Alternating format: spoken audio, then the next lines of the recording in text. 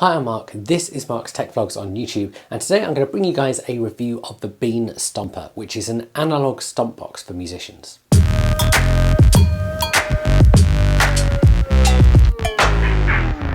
If you've been around on this channel for a while, you'll know that alongside being really into tech, I am massively into music and I play a few different instruments and I write and record as backroom stereo. Now, a couple of months ago, John from Beanstomper reached out to me and said, would you like to review this product? And so John very kindly sent me one of these all the way from Ireland where they are based. So I've been playing around with it for a little while and I wanted to share my thoughts of this, and I have also recorded a full track using it across on my channel for backroom stereo. And essentially this is a little stomp box you can have on stage with you or at home and just tap your foot to make a beat. And especially if you're a kind of solo acoustic guitarist, this is a great way of adding a bit of extra sound and beat and life to your performances. Now, the Beanstomper retails at £200 and each one is completely handmade.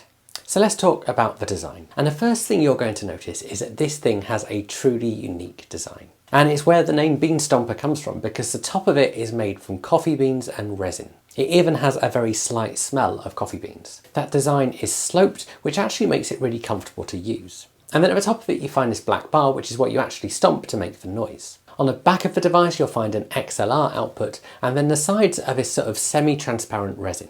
And then on the bottom there is a black cover and some sturdy feet to stop it slipping across the stage. And personally, I really like that this looks different. And I particularly like the coffee bean design, probably in part because I like coffee, but also because I like things that look a bit different from everything else. The other thing I like about the design is that it is bigger than other stomp boxes, especially if you put it along something like the Roland SPD Stomp, which I reviewed a while back. And actually that larger design makes it more comfortable to use. And I'll talk more about comfort and using it later on. So let's get on to specification.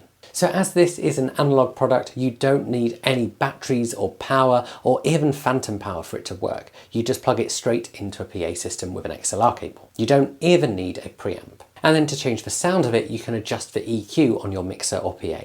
That means you can just rock up with this thing to an open mic and it's really easy to plug in and use. And you also don't have to worry about whether you've run out of batteries or not. The low pass circuit inside this emphasises the frequencies between 50 and 100 Hz, and this helps give this a kind of really beefy sound. And there will be some demos of sound later on in the review.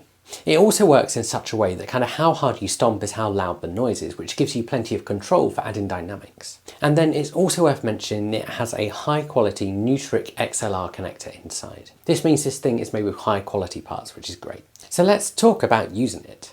As with all stomp boxes, it does take a bit of getting used to, but I found it pretty easy to get my head around. And actually, not only did I find it easier to get used to than the Roland SPD kick, I actually find it more comfortable to use.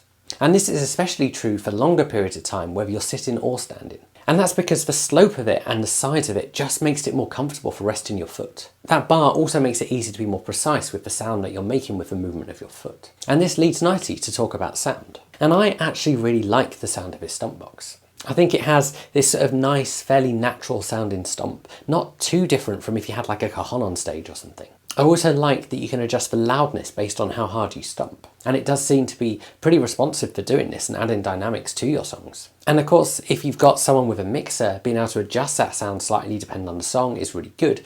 But if you wanted to be more precise, you could easily just have one of those portable mixers on stage with you and adjust it yourself. If you wanted to get really creative, you could even throw it through something like a looper. So enough of me talking about a Beanstomper, let's look at it in action. I'm going to show you a couple of things. I'm going to show you it just being played normally with the sound going out a little PA I've got at home. I'm going to show you how it changes when you adjust the EQ, and then I'm also going to show you a clip of me playing guitar with it so you can get an idea for what it sounds like when everything comes together.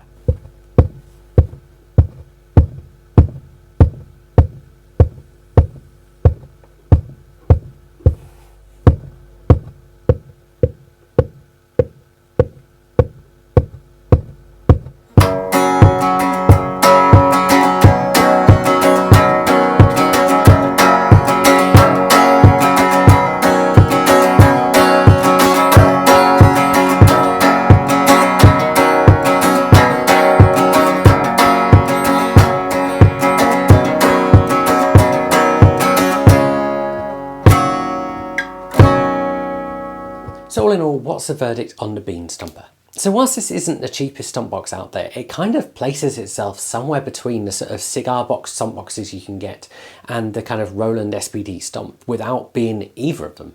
And it's not really comparable to either of them because they both do different things.